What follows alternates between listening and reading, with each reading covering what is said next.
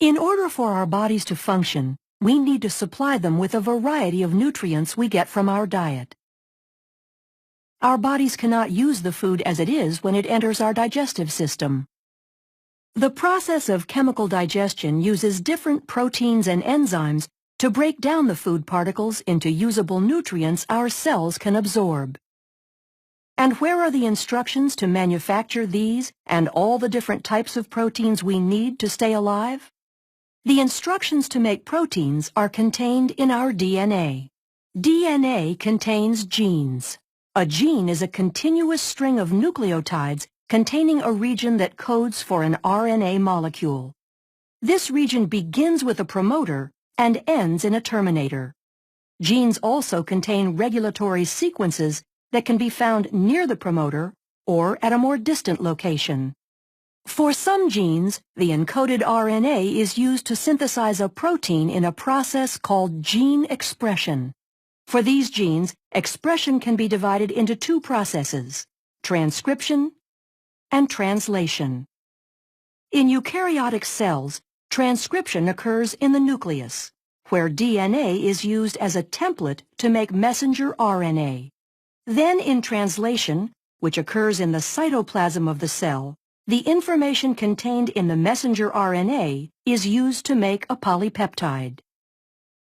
During transcription, the DNA in the gene is used as a template to make a messenger RNA strand with the help of the enzyme RNA polymerase.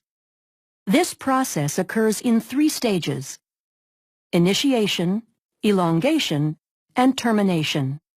During initiation, the promoter region of the gene functions as a recognition site for RNA polymerase to bind.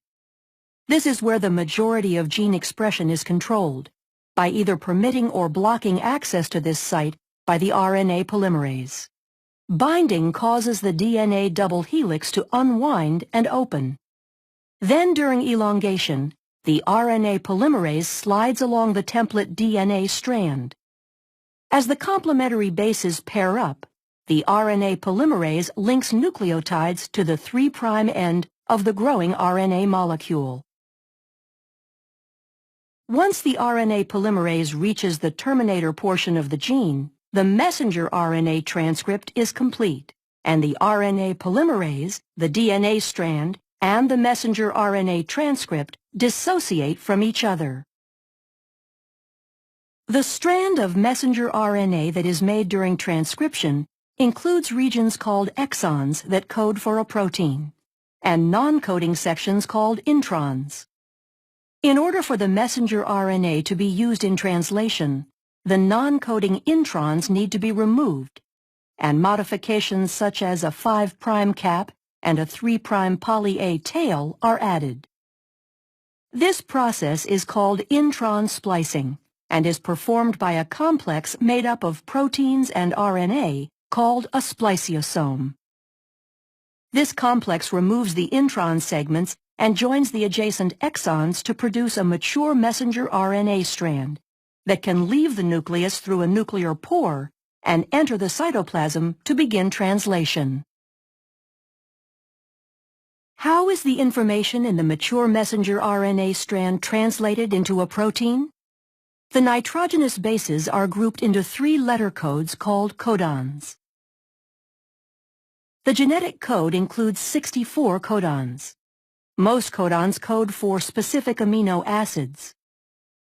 There are 4 special codons, 1 that codes for start and 3 that code for stop.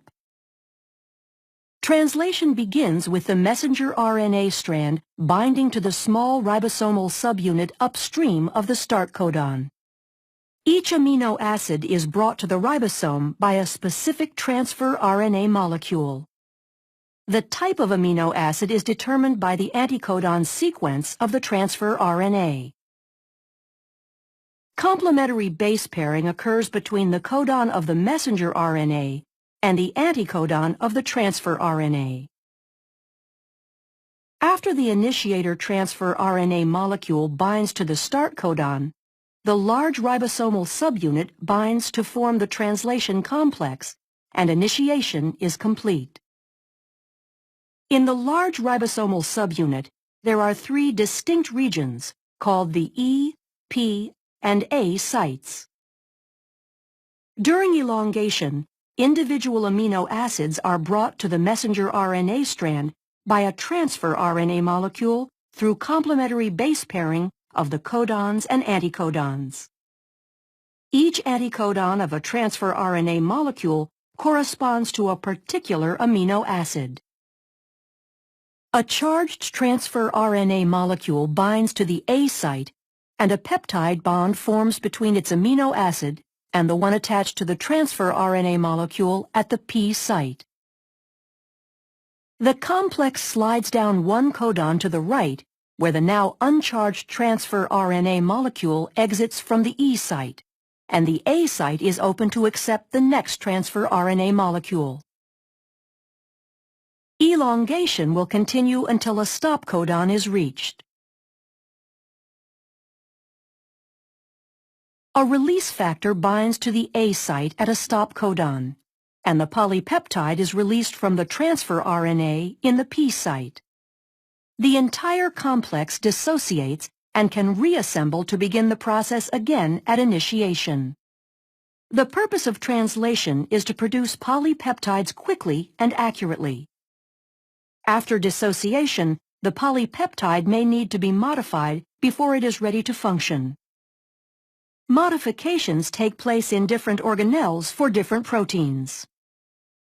In order for a digestive enzyme to be secreted into the stomach or intestines, the polypeptide is translated into the endoplasmic reticulum, modified as it passes through the Golgi, then secreted using a vesicle through the plasma membrane of the cell into the lumen of the digestive tract.